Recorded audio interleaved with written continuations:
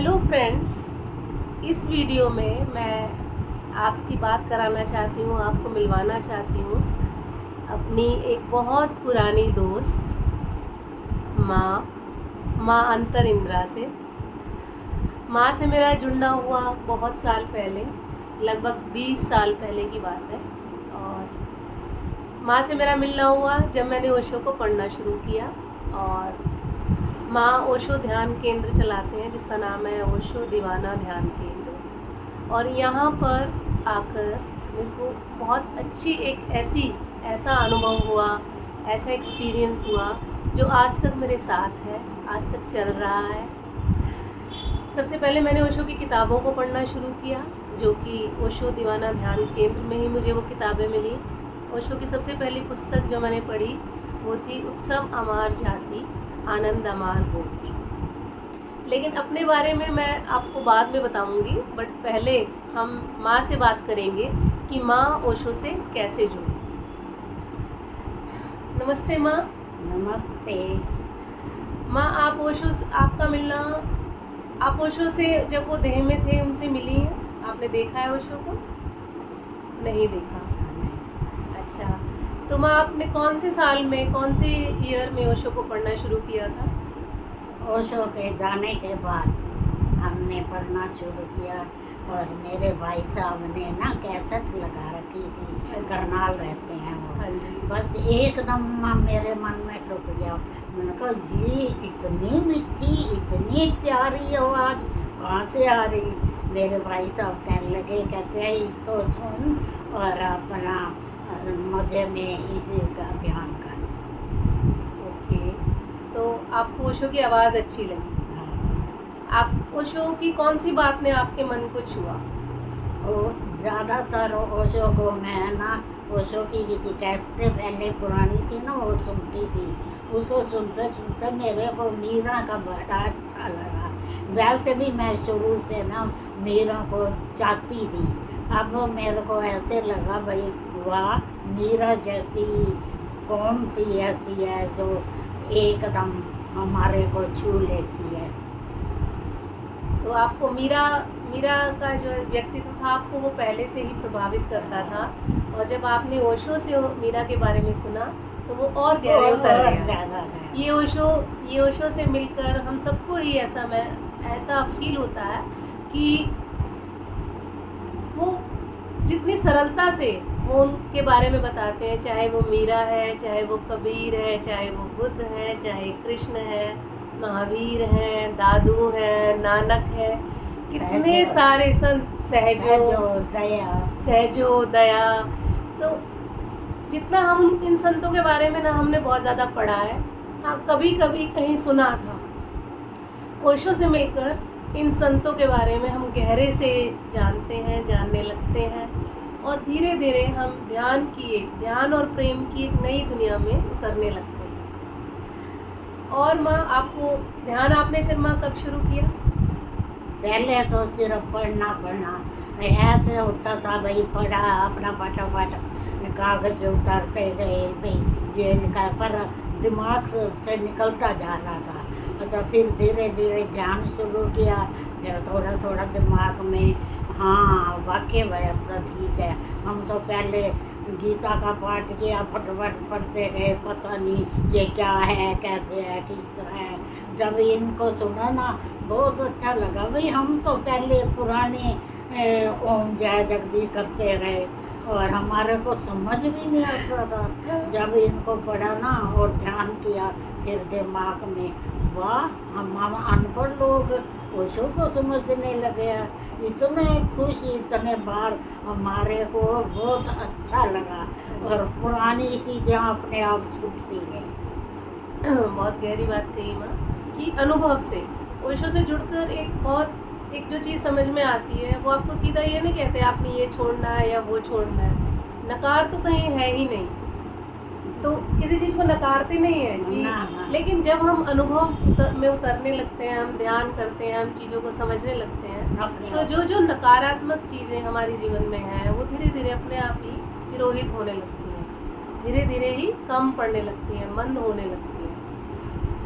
हाँ, तो ये बहुत अच्छी बात माँ आपने बताई। और हम रिलेट कर पा रहे हैं क्योंकि हम दोनों ही ओशो को सुनते हैं, ओशो को पढ़ते हैं, ध्यान करते हैं। एक जैसी सी थोड़ी हमारी जर्नी भी है। ओशो से जुड़ने का तरीका थोड़ा सा भले ही अलग हो सकता है। तो माँ कौन से ध्यान करते हो आप? पहले पहले ना मैं पूना जाती थी, तो वहाँ मैं देखती, मैंने कहा ये लोग कैसे करते हैं, ये इतना हमारे को तो वो नहीं होता। फिर हम करके देखे नहीं करें, फिर करते थे धीरे धीरे धीरे धीरे।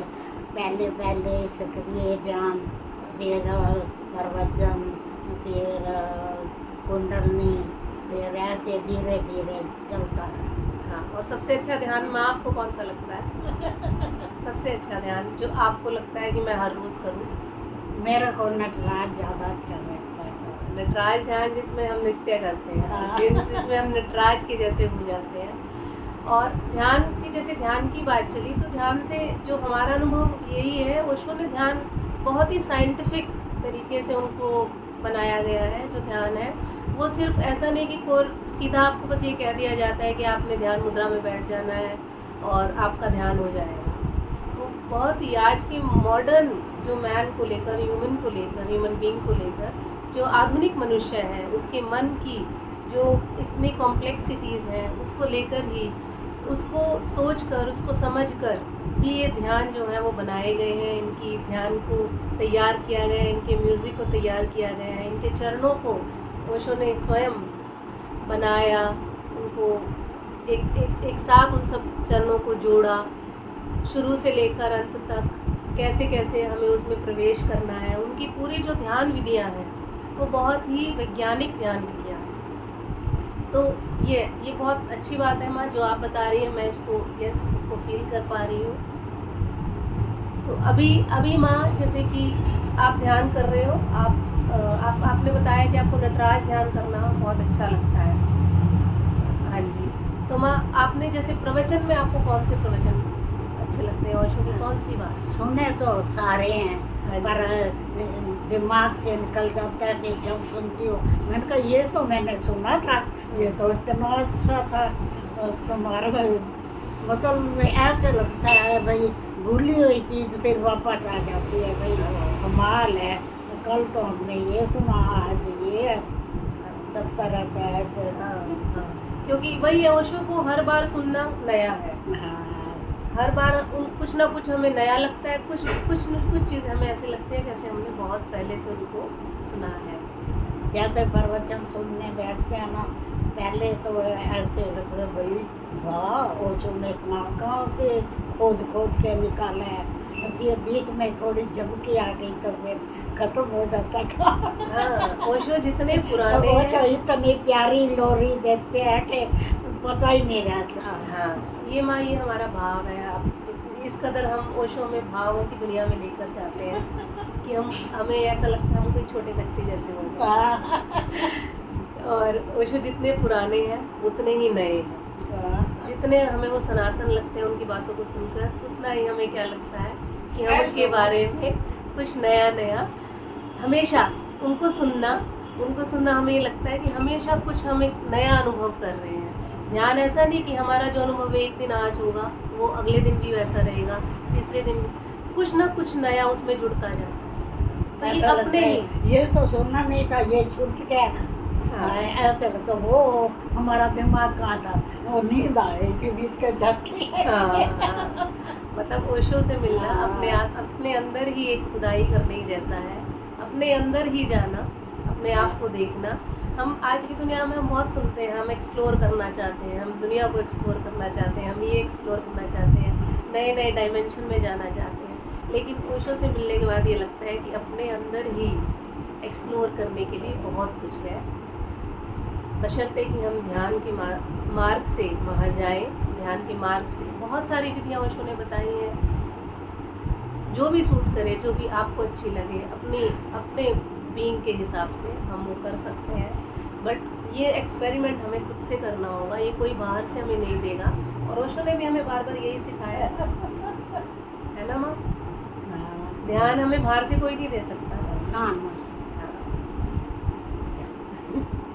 ओके। माँ, आपने अपने अनुभव को हमारे साथ शेयर किया, उसके लिए बहुत बहुत थैंक यू। आप इतने समय से ओशो को पढ़ रही हो, ओशो को सुन रही हो, ध्यान कर रही हो, और आपके चेहरे का जो नूर है वो इस बात का प्रमाण है कि आपने अपने आप को बहुत जाना है, ओशो से बहुत कनेक्ट किया है, ओशो भावों की दुनिया में आपने प्रवेश किया है। और जहाँ तक मुझे लगता है कि ओशो को सिर्फ मन से नहीं समझा जा सकता कि हम मन से बस उनको पढ़ते रहें और मन में नए नए ख्याल उनको लेकर बना ले, या सुनाई बातों पर हम यकीन करें। ओशो एक ऐसा ही आयाम है जहाँ पर हमें एक्सपेरिमेंट करना है, और वो ऐसा कहीं पर भी नहीं कहते कि हम अंधभक्त बन जाएं। वो हमेशा ही एक वैज्ञानिक तरीके से हमें समझाते हैं कि हमें अच्छी लगे उनकी बातें तो हम ग्रहण करें, अदरवाइज़ हम उनको ना छोड़ दें हम उनको। ये ओशो की बात बहुत ही अच्छी लगती है, और ये आधुनिक मनुष्य को समझने के लिए या उसको समझाने के लिए बहुत ही कारगर है। आज इतना ही। माँ से हम नेक्स्ट टाइम जब मिलेंगे कुछ नई बातों के साथ माँ अपने अनुभव को और साझा करेंगी। तब तक के लिए शुक्रिया।